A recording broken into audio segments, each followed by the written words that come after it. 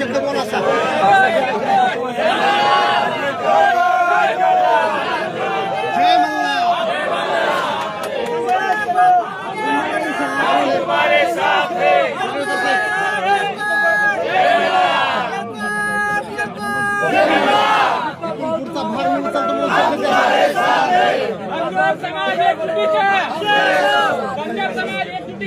जय पुण्यश्लोक Ahilyadevi होळकरांचा doctor Babasaheb आंबेडकरांचा एकदा बोला तुम्ही चला बाईट घ्या ना.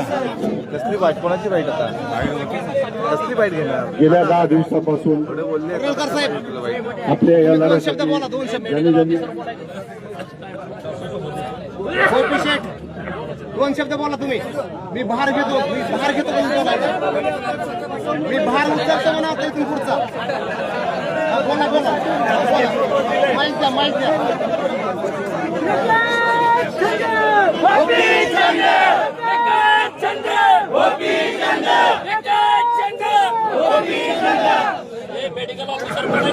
बोला साहेब.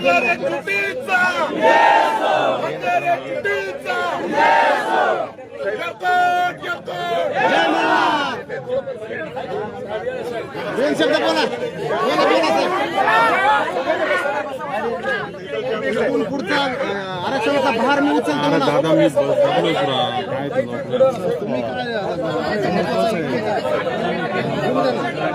मागून घ्या रे.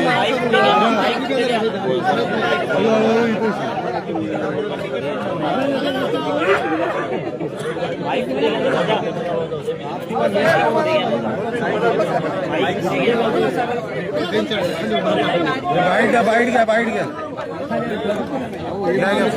पुढे घ्या अजून दादा पुढे घ्या थोडेसे पुढे घ्या थोडे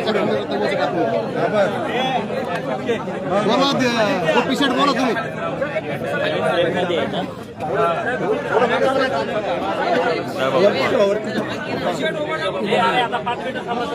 बोला तुम्ही एकदा.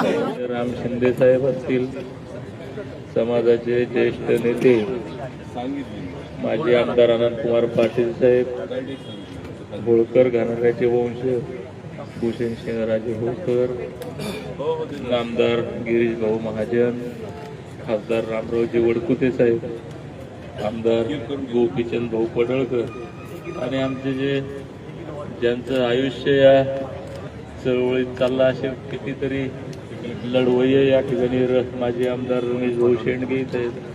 त्या सगळ्यांच्या साक्षीनं या ठिकाणी आज या लोकांची जी चर्चा झाली आणि ज्या पद्धतीनं खरं म्हणजे आमची चर्चा मुख्यमंत्री महोदयांसोबत झाली होती आणि त्या दिवशी आम्ही तेच बोललो होतो की साहेब तुम्ही ठरवा, तुम्ही जे ठरवाल ते आम्हाला मान्य आहे, फक्त आरक्षण अंमलबजावणी झाली पाहिजे हीच आमची एक अट होती. आणि आम्ही प्रण केला होता की शेवटच्या श्वासापर्यंत तो लढा लढू आणि तो लढा अजूनही चालूच आहे, आम्ही थांबणार नाही.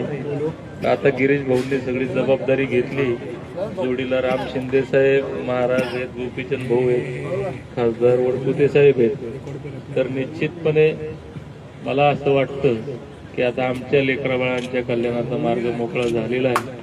म्हणून सर्वांच्या खरं म्हणजे यांनी काही विनंती करावी इतका मी मोठा नाही इथं, परंतु या सगळ्यांच्या भावनेचा आदर करत त्यांचा विचार किंवा त्यांची सूचना सुद्धा आमच्यासाठी आदेशच आहे, कारण हे सगळे मोठे लोक आहेत. तर या सगळ्यांच्या आदेशानं आज या ठिकाणी मी माझं 10 दिवस सुरू असलेलं उपोषण स्थगित केलंय. आणि खरं म्हणजे ही आनंदाची गोष्टही आहे, पण आता ती माझ्यासाठी आनंद नाही, कारण दुर्दैवानं मी म्हणलो होतो की इथून आमच्या लेकरा बाळांच्या कल्याणाचा निर्णय घेऊन जाईल, नाहीतर माझी डेड बॉडी मुंबईच्या बाहेर जाईल, नाहीतर आता जिवंत जाईल इथून. पण माझ्या घरीच एक डेड बॉडी आज आली, त्याला इलाज नाही काही आता, तरी सगळे आले. सर्वांचे या ठिकाणी मी आभार मानतो.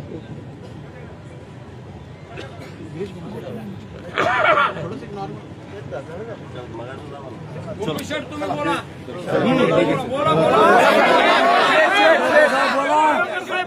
मी भार घेतो म्हणा.